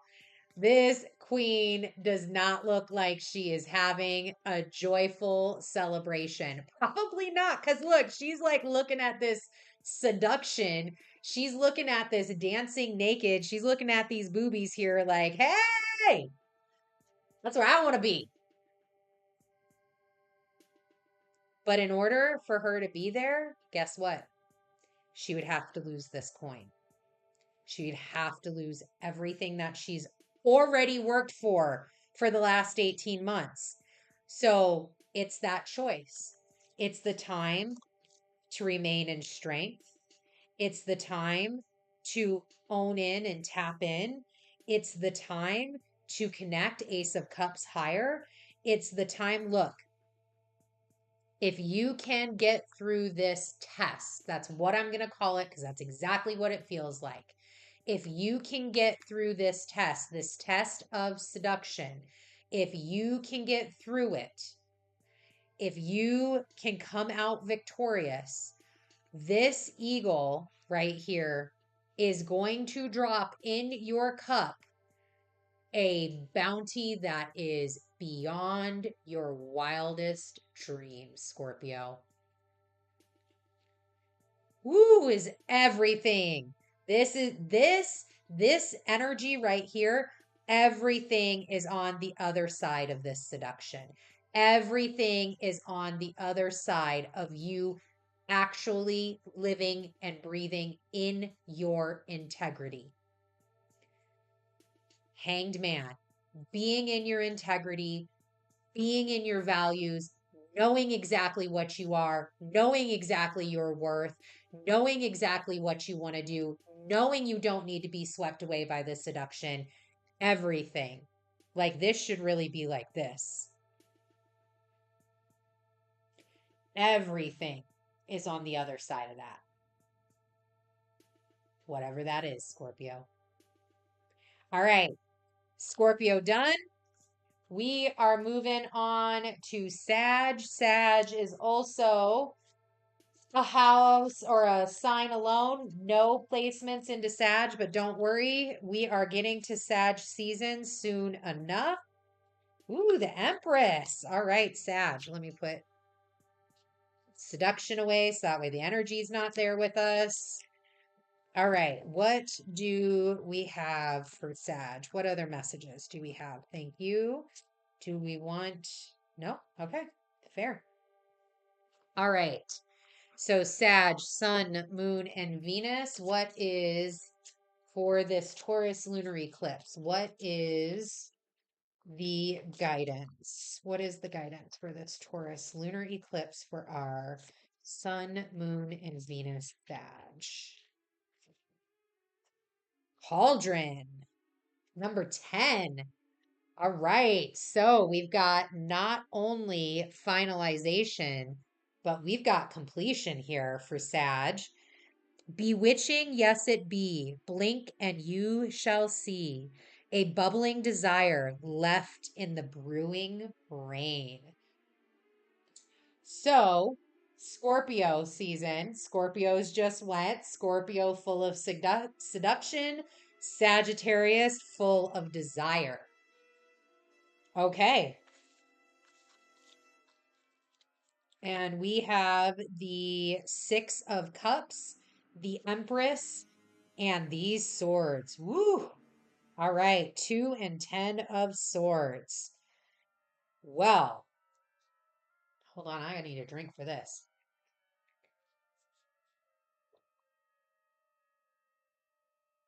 All right, I'm going to get a little more on this oracle card. All right, it says keywords: transmutation, vessel, and metamorphosis. A cauldron is essential for a witch and is often the center of her home. It has many uses, from cooking to working spells, brewing potions, and making floor washes. The cauldron is the vessel of transformation, turning materials into something useful, healing, and nourishing. The cauldron is a symbol of bringing many things together to create the things you want. Sometimes things have to be broken down before something new can be created. I mean, look, the cards just speak. Um, where was I? Oh, it may even take several attempts before you have the perfect outcome. Do not be afraid to fail or try your spells a few different times or in different ways. As you grow in your practice, you will begin to see what works and what doesn't. You will understand the signs of your bubbling pot and can make adjustments when needed. If you are holding the cauldron card, it's because there is not one path to the outcome you seek. You may have to try many different approaches to manifest what you desire. Perhaps becoming a millionaire means you have to develop a few different sources of income. Or to find love, you will have to kiss many frogs before finding your prince. A spell may need to be worked over the course of many months or even years. This is the ending. We're moving into the new. So maybe you've either worked on your spell for the last 18 months or you're into a new spell over the next 18 months. You cannot always expect your workings to happen within the course of a moon cycle. There are often things in your aura that are preventing you from being ready to receive what you seek. Perhaps you have to learn how to manifest something else before manifesting the bigger goal. Trust your intuition, Sag. Uh-huh. So the cards spoke. Absolutely. You got to get through this, transmute into this. If this is what you're trying to manifest, this is the way to get to it.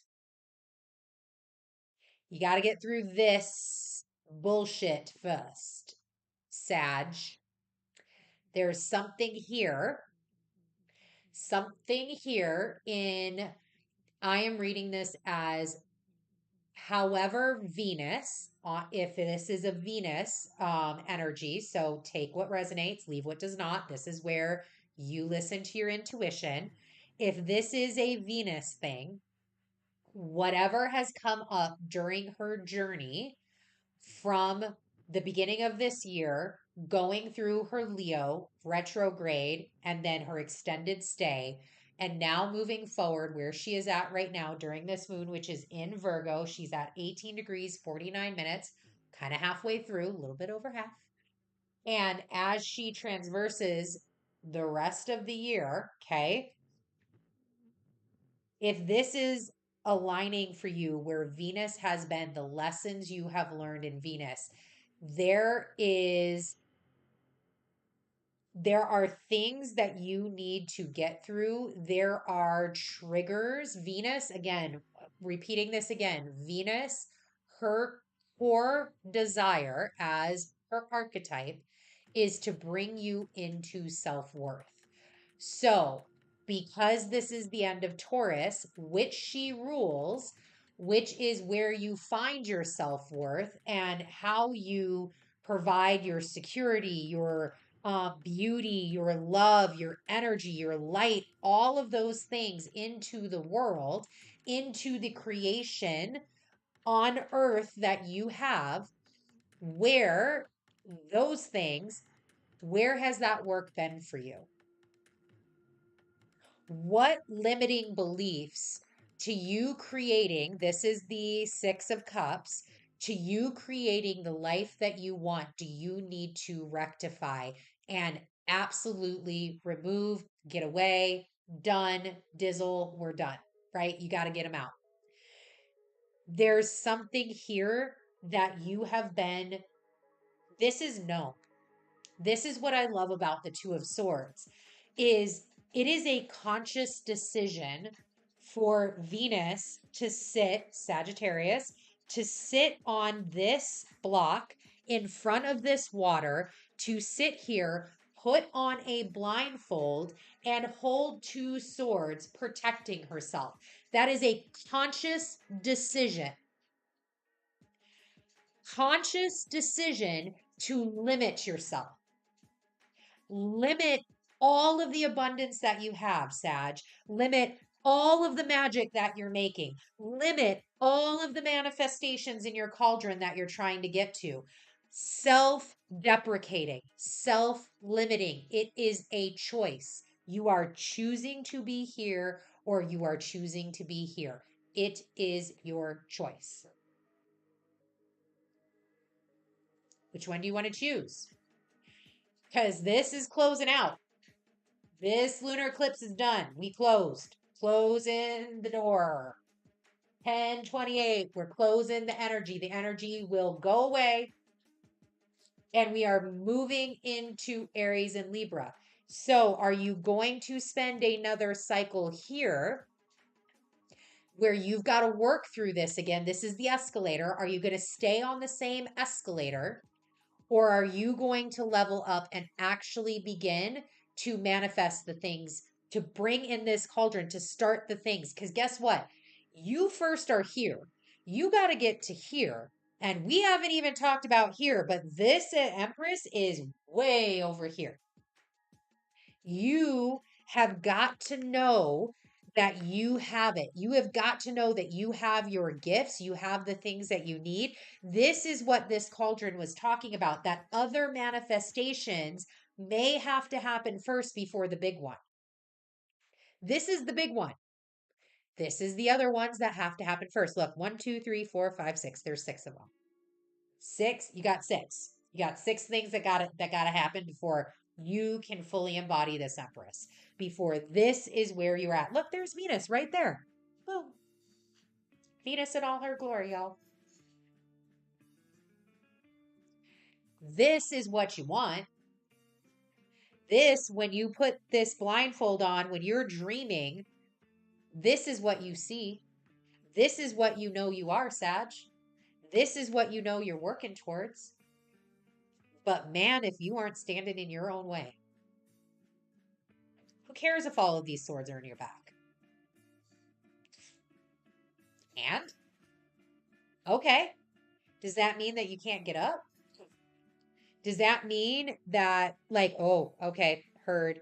Thank you, Spirit. So this, I'm hearing just a lot of self-deprecation. Like that's just the word that keeps coming.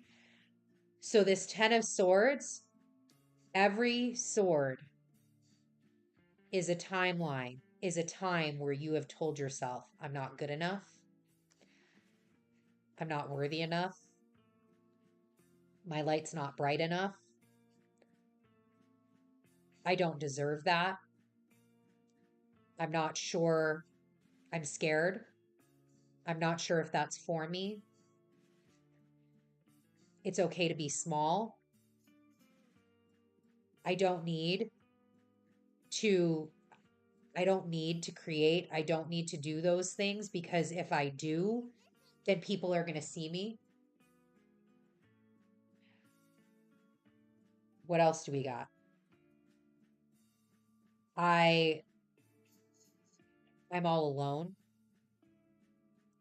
Everybody else has better gifts than I do. There are already so many people doing the things that I want to do. Why am I different? Why am I unique?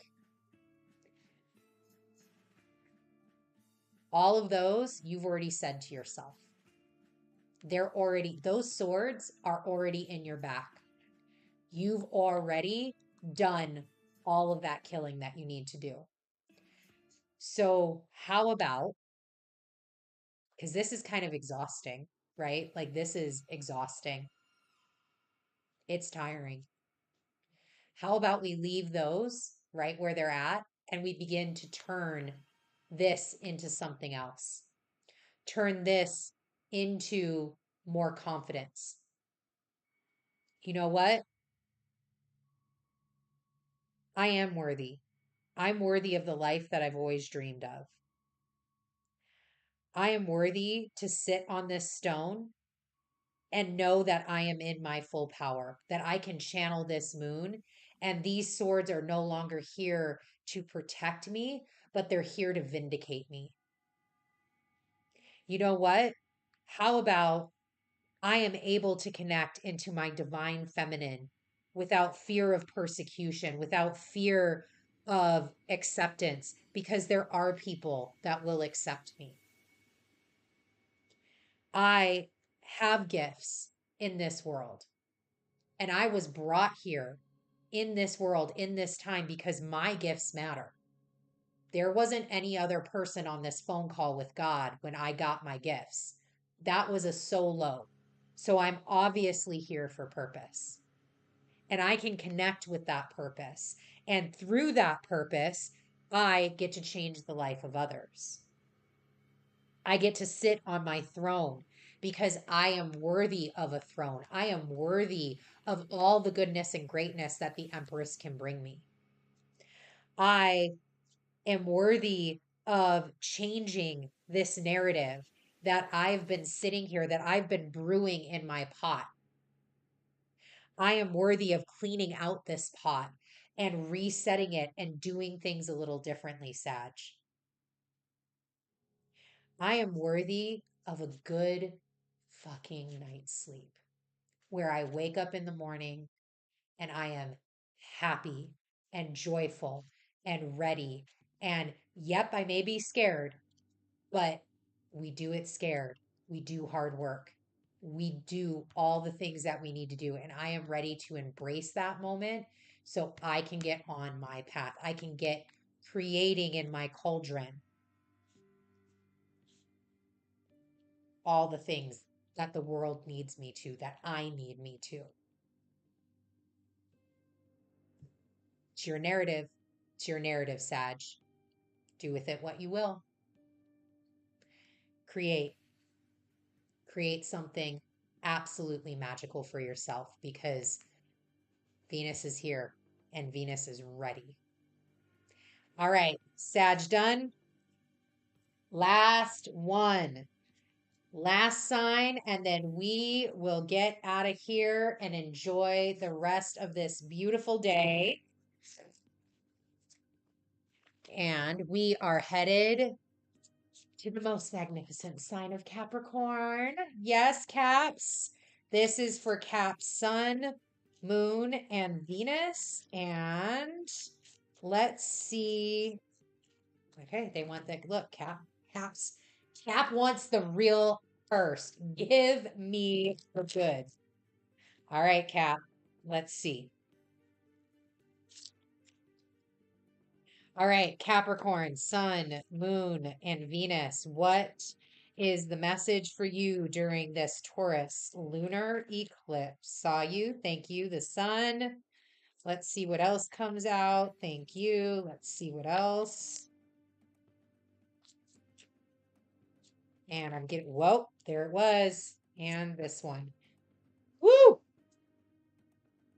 All right. And let's get this guidance card, Cap. All right, Capricorn, what do we got? This guidance card. Look, Pluto station direct, 10, 10, 11. Let's see. We've got heavy transformation energy. Cap is at 2758. Never again will Pluto be at 27 degrees of Capricorn in our life? Still squaring those nodes. What do we got? What is the guidance? Thank you. All right, we got 2. And how? Greet the darkness and broom. Look at that. Okay. All right, well, all right, it's a little shiny. There we go. That's a little better. All right. I'm not even gonna like mess with these yet. These is just gonna stand in a pile. That's how they okay. We're just gonna do that. All right. Um, Greet the darkness, number 19. Here where the spine bends and the mouth quivers, breathes the hidden, the pieces that make you whole, but cut deep with all of their sharp edges. And broom, number 8. What dreams may come from what you seek, make room, make way, a clearing need be. All right. Well, Pluto, very prominent Capricorn, as it should be. Again, Pluto, the last time that Pluto will ever be at 27 degrees in our lifetime. Um, I like, what a blessing, first off.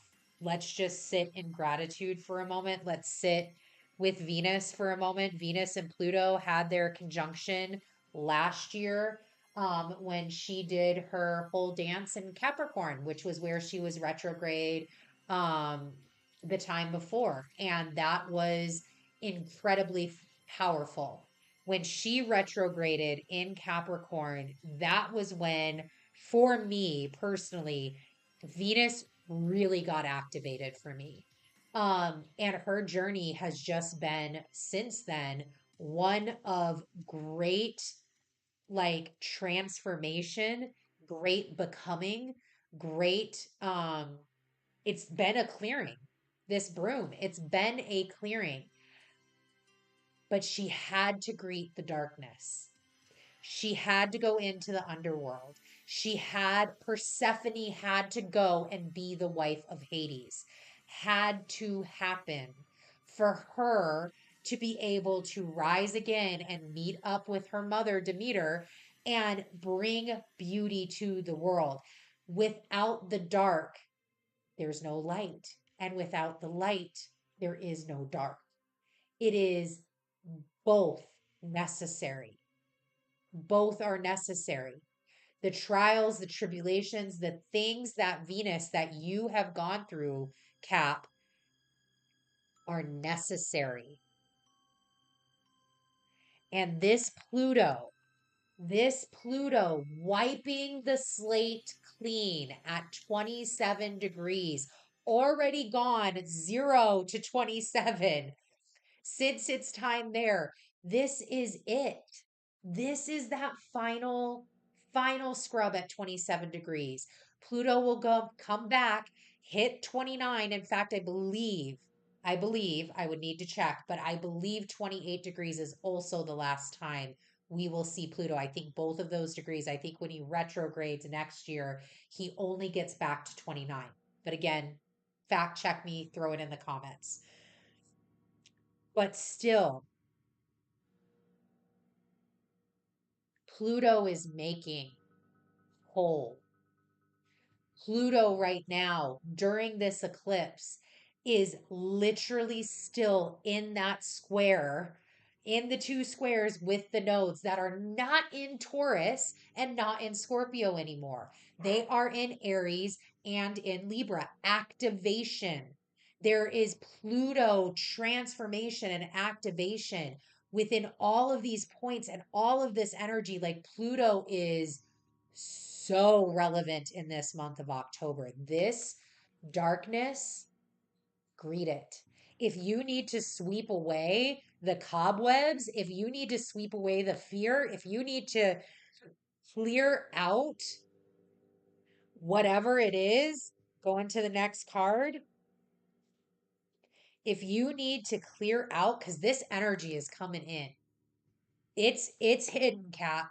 Whatever this energy is for you, whatever this clearing is to let things come in, this sweeping away of this Taurus, this sweeping away of the last 18 months, this sweeping of, Venus, and this sweeping of this final degree with Pluto in Cap at 27, it's happening fast. And it may be too fast that you can't grip it.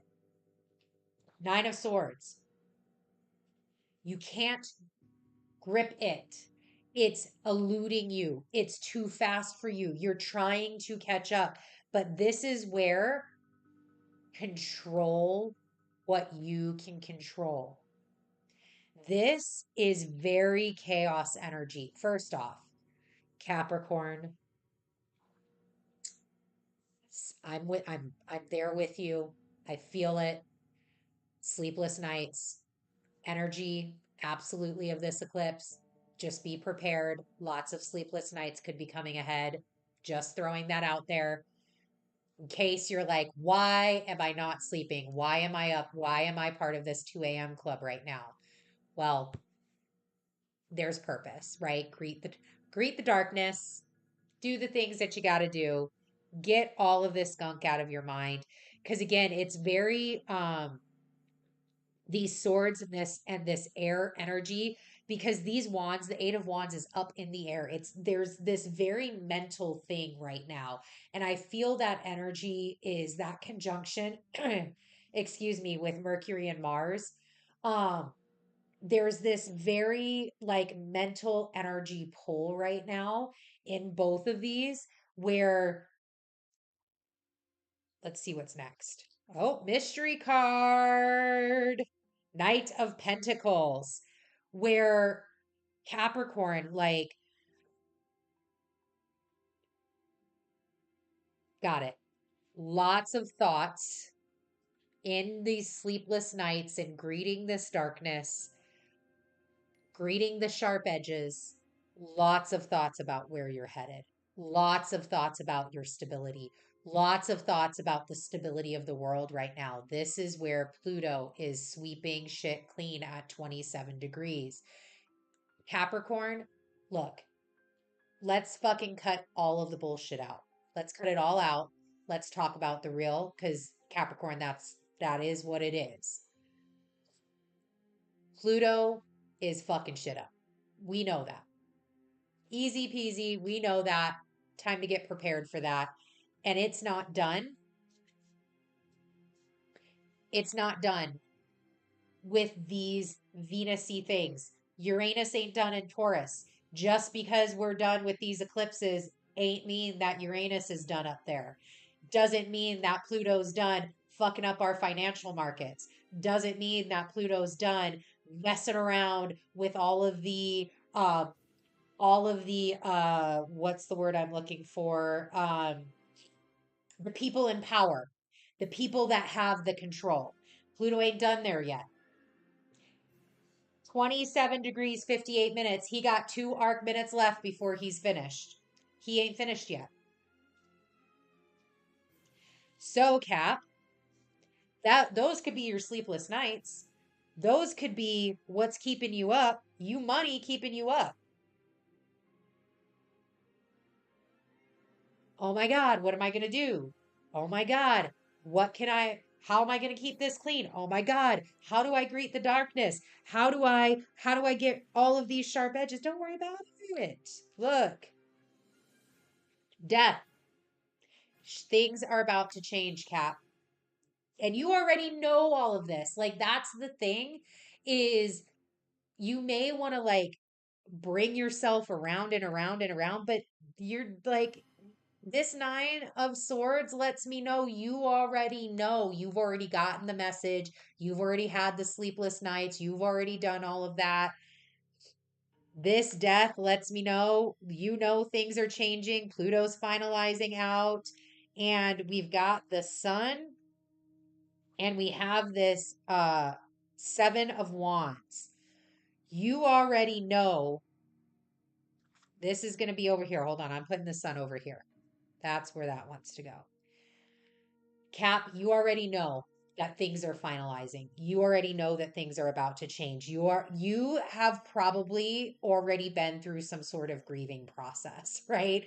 You probably are already there. You probably have already moved on to some things. If you haven't, it's coming.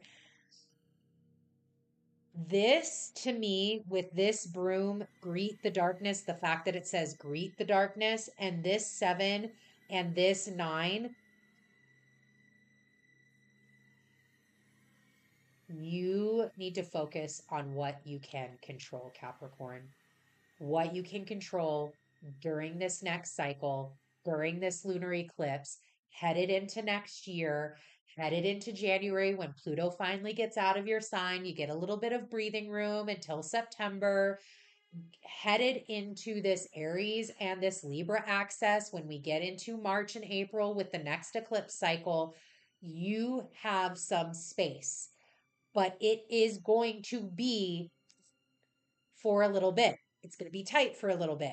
There are things that are going to die. There are things that are going to change. There are things that are going to grow. There are things that are going to come in too fast. There are things that you're not going to be able to grip.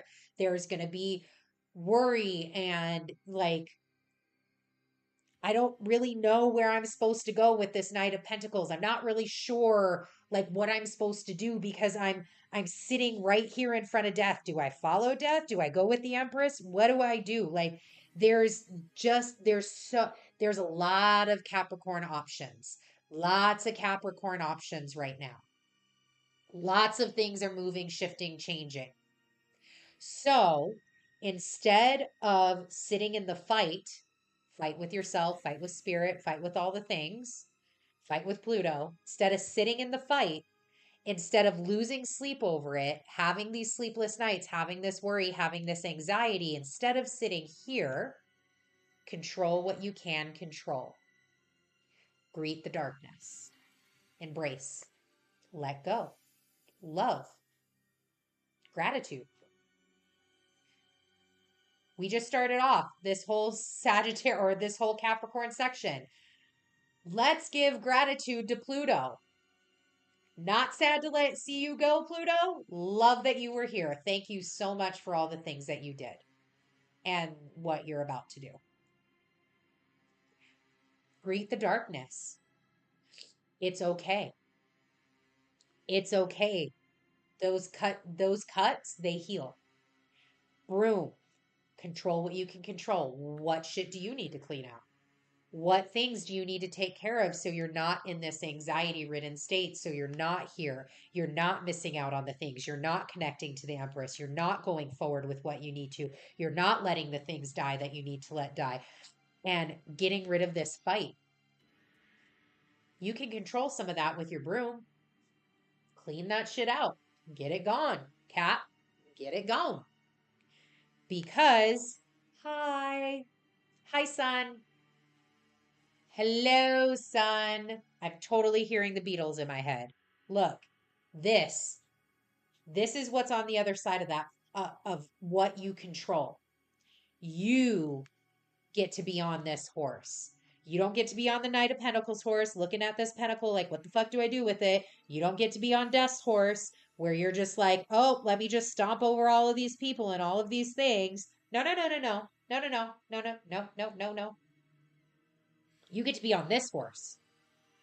You get to be on the horse of sunshine. You get to be on the horse of everything that you've ever, ever, ever wanted. You get to be on the horse of your greatest self mastery. You get to be on the horse that takes you literally up to the mountaintop.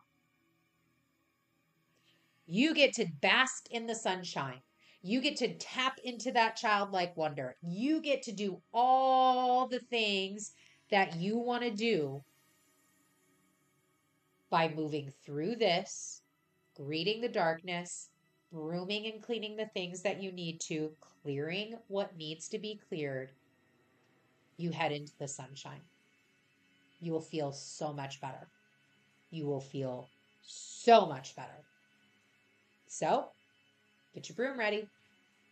All right, Capricorn, that was it. And that means that we are fully done with our all signs lunar eclipse in Taurus reading. Again, the lunar eclipse happens, I got it right here, 10:28 at 3:24 p.m. Central Time.